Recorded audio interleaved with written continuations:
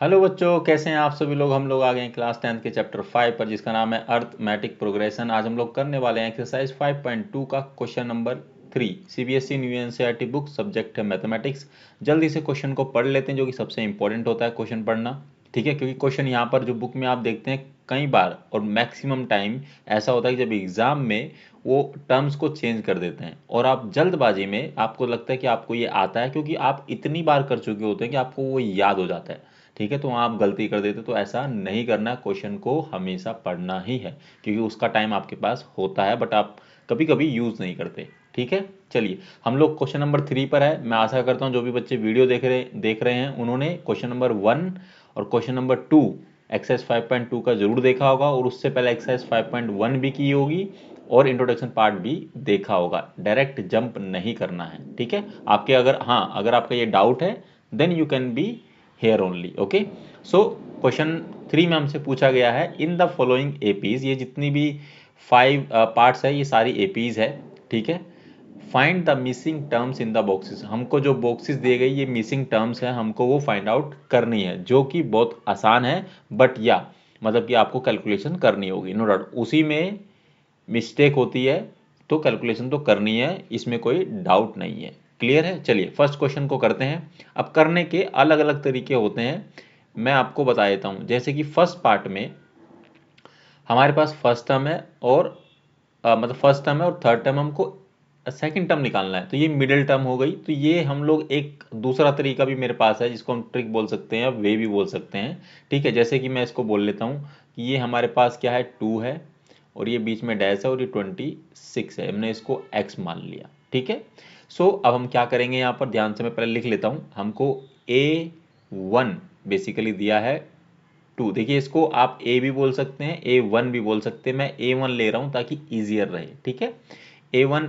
Is equal to 2 है और हमको दिया है a3, जो दिया है वो दिया है 26 दिया है। अगर हम लोग इसको फॉलो करेंगे तो हमने जो a2 है हमने उसको मान लिया है x। ठीक है बच्चों, ठीक है, डायरेक्ट आंसर आ जाएगा इससे। अब मैं आपको बताता हूँ कैसे। ठीक है, हम लोग करते हैं अगर हमको a2 निकालना है तो हम कैसे लिखते हैं, हम लोग लिखते हैं कि a2 मतलब मैं करता हूँ a2 माइनस a1। ठीक है, और a3 माइनस a2। ठीक है, ये हम लिखेंगे। अब a2 की वैल्यू कितनी है, हमने मानी थी x मानी थी। a1 की वैल्यू कितनी है बच्चों, 2 है। ठीक है, a3 की वैल्यू कितनी है, 26 है। और a2 की वैल्यू अगेन कितनी है, x है। ठीक है, अब ये x को एज इट इज लिख लेंगे, ये वाला x इधर ले आएंगे, ये हो जाएगा x प्लस में x। ये 26 को एज इट इज लिखेंगे इक्वल टू के आगे, एंड इस -2 को इधर ले आएंगे तो ये +2 हो जाएगा। ठीक है, ये दोनों मिलेंगे, तो ये दोनों मिलेंगे आपस में तो 2x हो जाएगा, और ये 26 प्लस में 2, ये 28 हो जाएगा। ठीक है, x is equal to 28 divide में 2, 14। ठीक है, क्योंकि ये मिडिल टर्म थी तो हमने इसको इस वे में निकाल लिया। ये 14 इसका आंसर आ गया, हम यहाँ डायरेक्ट लिख सकते हैं ये 14 इसका आंसर है। ठीक है, बट मैं चाहूँगा कि आप ये बात को फॉलो ना करें, क्योंकि कहीं कहीं पर क्या है, फर्स्ट टर्म नहीं दी है और ये मिडिल टर्म की बात आ रही है, तो इसमें आपको देखिए दो टर्म्स यहाँ पर गायब है, तो यहाँ पर ये फॉर्मूला या फिर ये पाथ या ये वे इस्तेमाल नहीं होगा, ये इस तरीके सॉल्यूशन नहीं हो पाएगा। ठीक है, तो जो आपको स्टैंडर्ड वे फॉलो करना है वो मैं अब आपको बताने वाला हूँ इसी क्वेश्चन के साथ में। ठीक है, चलिए, हमको a1 दिया है, a3 दिया है। ठीक है, बहुत सिंपल है। अब आपको निकालना क्या है, आपको निकालना है a2 निकालना है। ठीक है, सो हम लोग क्या करेंगे, सिंपली बच्चों यहाँ पर हम लोग d की वैल्यू निकाल लेते हैं। d की वैल्यू निकालने के लिए क्या करेंगे, a3 हम निकाल लेते हैं। a3 इज इक्वल टू लिखते हैं, अब फॉर्मूला क्या होता है, पहले तो फॉर्मूला आपको पता होना चाहिए। an का फॉर्मूला क्या होता है बच्चों, an का फॉर्मूला होता है a प्लस में n माइनस 1 और इंटू में डी।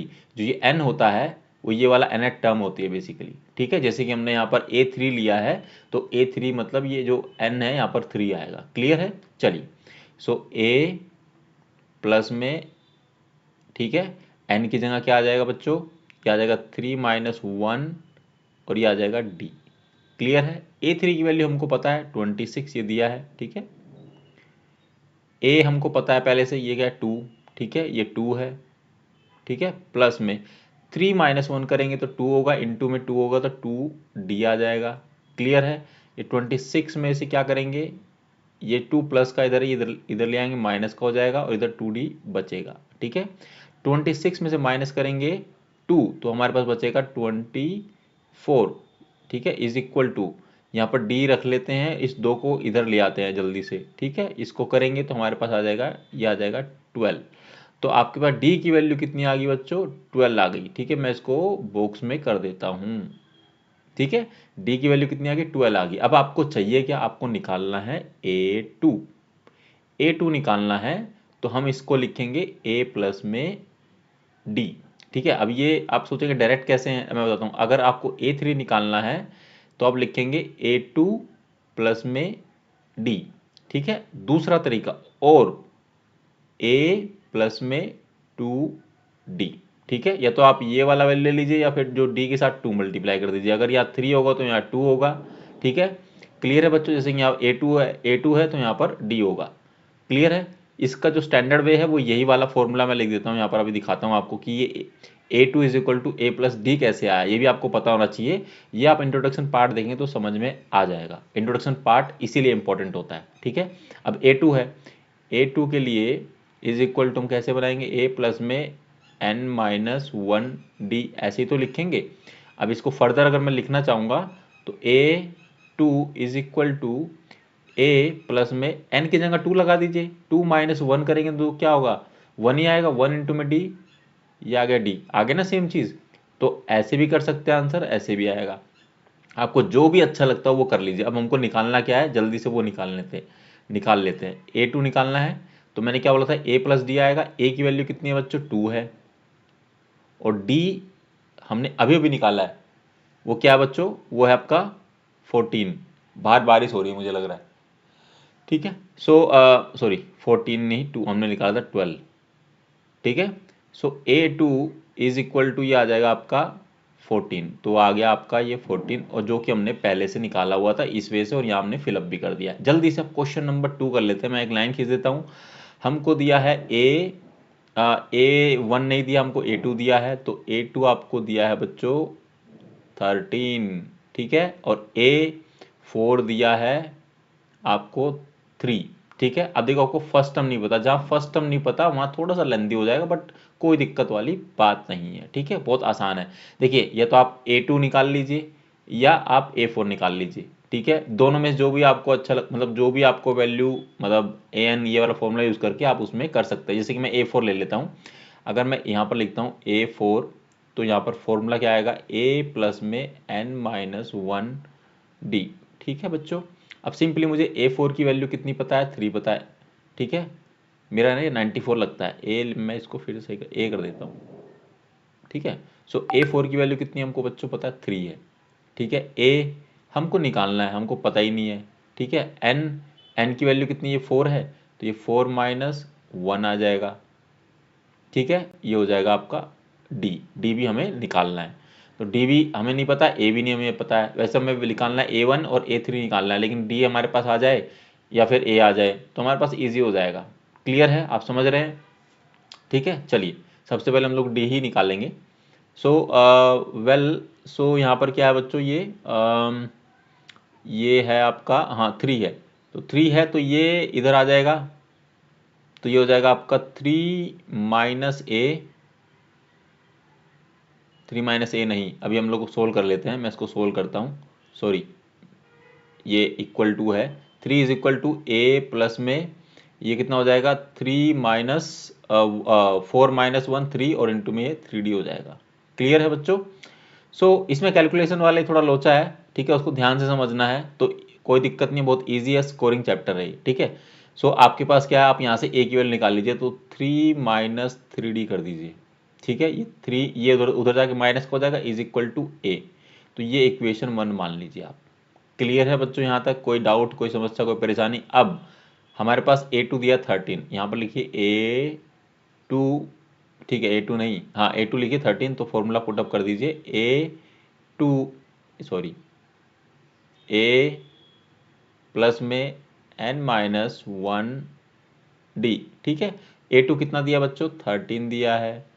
a ए की जगह पर ये हम पुट कर सकते हैं, जरूर कर सकते हैं। तो 3 माइनस 3d, ठीक है, प्लस में ये क्या है बच्चों, यहाँ 2 है तो यहाँ 2 आएगा। 2 माइनस 1 करेंगे, लिखो क्या, मैं लिख देता हूँ 2 माइनस 1 डी, एक लाइन और एक्स्ट्रा हो जाएगी, बस इतना ही होगा और कुछ नहीं होगा। अब हम लोग क्या कर सकते हैं, ध्यान से देखो कि जो ये 13 है, 13 में से ये वाला जो प्लस का है ये इधर ले आएंगे तो -3 हो जाएगा, ठीक है। ये -3 यहाँ एज इट इज बचेगा, प्लस में 2 माइनस 1 करेंगे तो 1 होगा, 1 इंटू में डी करेंगे तो क्या होगा, डी होगा, और साथ में यहाँ पर भी डी है, ठीक है।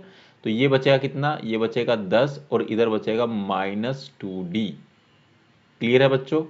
अब ये क्या होगा, 2 जो है नीचे आ जाएगा, मैं यहाँ कर देता हूँ कहीं पर, यहाँ कर देते हैं, ठीक है। कंफ्यूज मत होना, मेरे साथ साथ फॉलो करते जाना बस, ठीक है। सो ये आ जाएगा 10 और इधर कितना था आपका, माइनस का 2 था तो माइनस इधर आ जाएगा और 2 नीचे लग जाएगा तो ये आ जाएगा 5। सो डी की वैल्यू आ गई आपके पास में -5, ठीक है। अब आप चाहो तो डी की वैल्यू यहाँ पुटअप कर दो तो ए की वैल्यू आ जाएगी, ठीक है।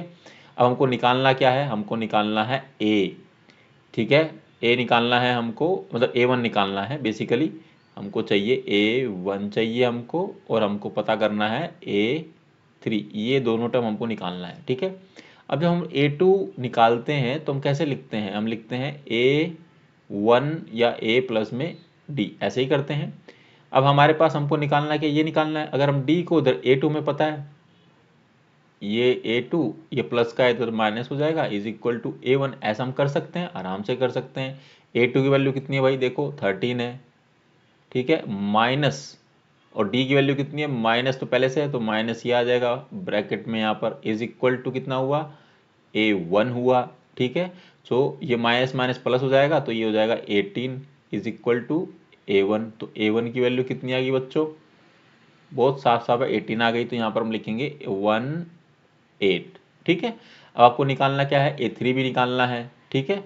तो A3 यहाँ पर निकालेंगे आप, A3 निकालने के लिए क्या होगा, बहुत सिंपल है, A2 प्लस में D, ठीक है, A2 प्लस में D, A3 निकालना है आपको। अब आपके पास A2 क्या है, A2 कितना 13 है, इसमें से क्या करेंगे, माइनस करना है, यहाँ पर क्या है, पहले से प्लस है तो इसमें से माइनस क्या करना है आपको, 5 करना है, ठीक है।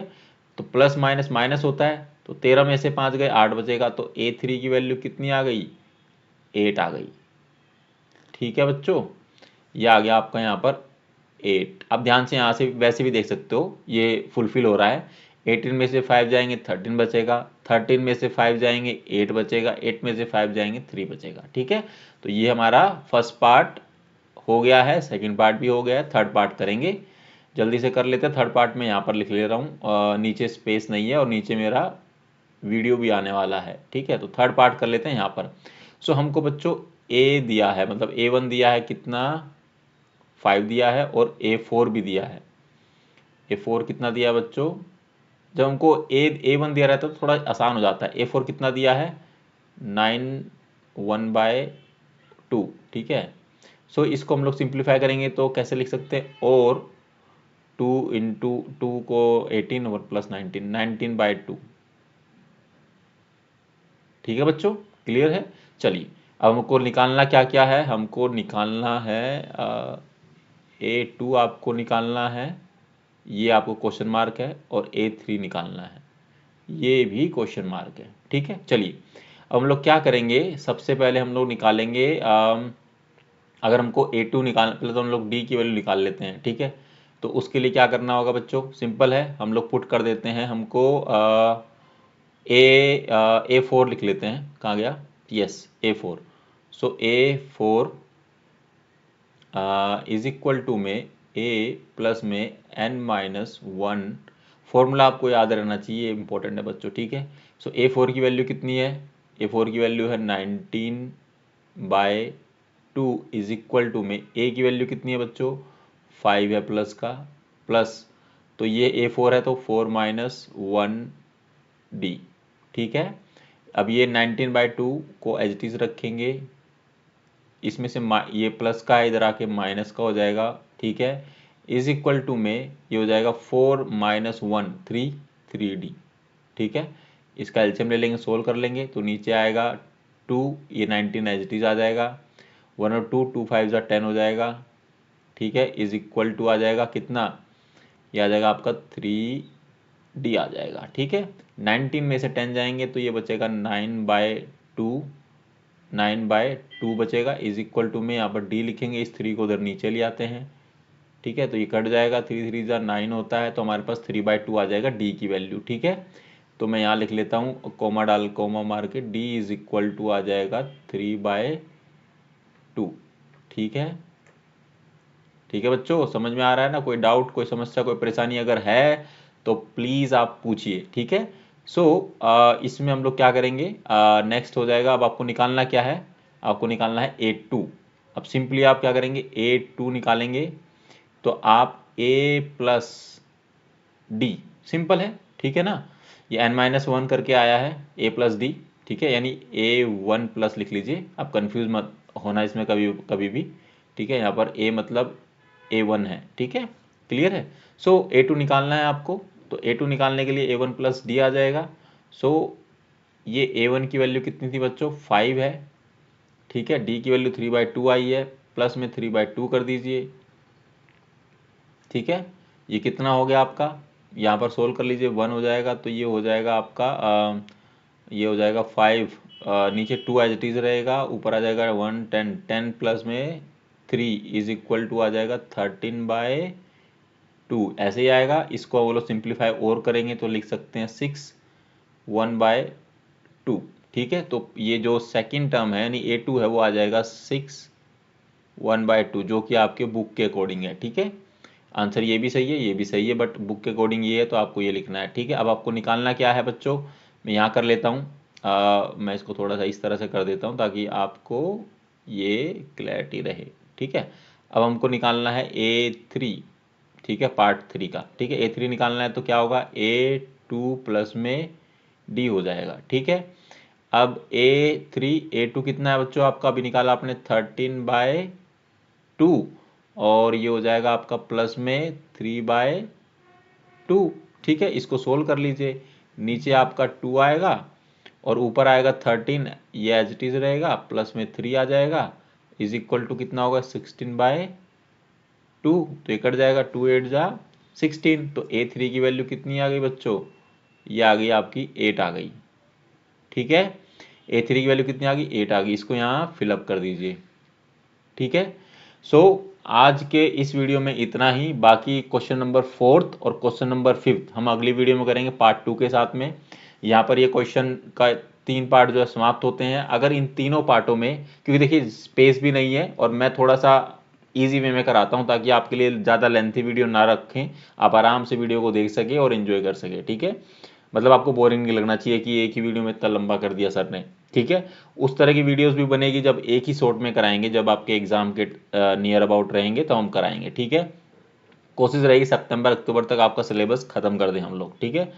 सो इस क्वेश्चन में अगर कोई भी क्वेरी है, कोई समस्या है, कोई परेशानी है, कुछ भी आपके डाउट्स है तो आप फ्रीली पूछ सकते हैं। कैसी वीडियो लगी, समझ में आया कि नहीं आया, तो आप कमेंट सेक्शन में पूछ सकते हैं। आई ट्राइड माई बेस्ट कि आपको हर तरीके से और सिंपलेस्ट वे में बताऊं कि किस तरह सोल्व किया जाता है, किसका क्या मतलब है, क्योंकि कई बार क्या होता है बच्चे कंफ्यूज रहते हैं छोटी छोटी टर्म की वजह से, और उसमें आता भी है तो टाइम वेस्ट होता है। तो आपको पता होना चाहिए कि किसी तरह से भी हम लोग क्वेश्चन कर सकते हैं और उसका टर्म्स का मतलब क्या है, ठीक है। इसलिए मैं हर चीज़ बताने की कोशिश करूंगा और कर रहा हूं, ठीक है। और वीडियो को अपने दोस्तों के साथ शेयर करें जो 10th क्लास में पढ़ रहे हैं, जो 9th से 10th में आए हैं, जो 2027 बोर्ड को टारगेट कर रहे हैं, ठीक है। और वीडियो को शेयर तो आप कर ही देंगे अपने क्लासमेट के साथ में। बेल आइकन को दबाना ना भूलें कि क्योंकि जब भी हम कोई वीडियो डालेंगे तो आपको नोटिफिकेशन मिलेगा। और वीडियो को लाइक करिए। मिलेंगे आपसे अगली वीडियो में जिसमें हम लोग क्वेश्चन नंबर 3 के ये 2 पार्ट करने वाले हैं, 4th और 5th। ओके, तब तक आप लोग ख्याल रखना, अच्छा अच्छा खाना खाइए, एंजॉय करिए। 10th क्लास शुरू हो गई, आप लोगों की स्कूल भी शुरू हो गया है, तो डेली पढ़ना है, चाहे थोड़ा पढ़ना है बट डेली पढ़ना है, ठीक है। चलिए मिलेंगे आपसे अगली वीडियो में, अपना ख्याल रखें। Thank you very very much.